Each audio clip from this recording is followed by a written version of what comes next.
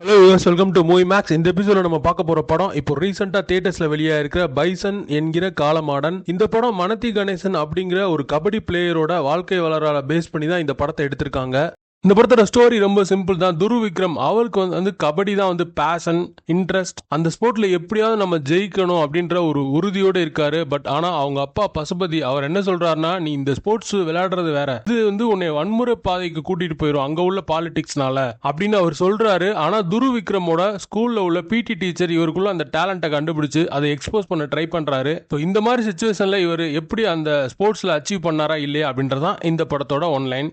மாரி செல்வராஜ் டைரக்டர் அவர் தன்னோட சொந்த வாழ்க்கையில பட்ட அந்த அனுபவத்தை ஒரு ஸ்போர்ட்ஸ் பயோபிக்ல அழகா கலந்து ஒரு டிராமாவை பிரசன்ட் பண்ணிருக்காரு. ரைட்டிங், மேக்கிங், ஸ்டேஜிங் எல்லா இதுலயுமே அவர் ஸ்கோர் பண்ணிடுறாரு. பெர்ஃபார்மன்ஸை பொறுத்தளவு துருவ் விக்ரம், பசுபதி லால், அமீர் இவங்க எல்லாருமே ஒரு பக்காவான பெர்ஃபார்மன்ஸ் கொடுத்திருக்காங்க. குறிப்பா அமீர் கேரக்டர் கொஞ்ச நேரமே வந்தாலுமே நல்ல ஒரு மனசுல அவர் பதிஞ்சிடறாரு.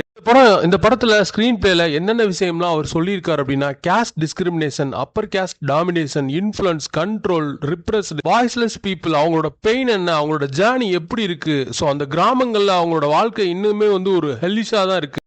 ஸ்கிரீன் பிளேல அந்த மக்களுடைய வாழ்க்கையுடைய எல்லா பக்கங்களையுமே மேக்சிமம் கவர் பண்ணிடுறாரு. அடுத்து இந்த படத்தோட மிகப்பெரிய பாசிட்டிவ் இந்த படத்தோட பேக்ரவுண்ட் மியூசிக், அப்புறம் சாங்ஸ், அப்புறம் இந்த படத்தோட சினிமாட்டோகிராஃபி தான். குறிப்பா ஸ்கிரீன் பிளே பொறுத்தளவு இந்த படத்துக்கு ஏத்த மாதிரி ஒரு டார்க் டோன் செட் பண்ணி ஆடியன்ஸ்க்கு அந்த மூட செட் பண்ணிடுறாரு. அந்த அட்மாஸ்பியரையுமே கிரியேட் பண்ணிடுறாரு. இது எல்லாமே இந்த படத்தோட பாசிட்டிவ் தான். இந்த படத்துல பிரச்சனை என்ன அப்படின்னு பார்த்தா, இந்த படத்தோட லென்த் தான். கிட்டத்தட்ட 2 hours 45 minutes இந்த படம் ரன் டைம் இருக்கு. ஒரு சில விஷயங்கள்ல ரொம்ப டீடைலிங் மட்டும் இல்லாம அது ரொம்ப லென்த் சொன்னது ஒரு சில இடங்கள்ல கொஞ்சம் போரிங்கா இருந்தது, லேகா இருந்தது. அதை கொஞ்சம் கிறிஸ்பா கட் பண்ணி எடுத்திருந்தா இந்த படம் ஒரு ஹைலி ரெக்கமெண்டட் பெட்டரான படமா வந்திருக்கும். ஸ்டில் இந்த படம் ஒரு தரமான ஒரு படம் தான். ஸோ தேங்க்ஸ் ஃபார் வாட்சிங். Subscribe our channel.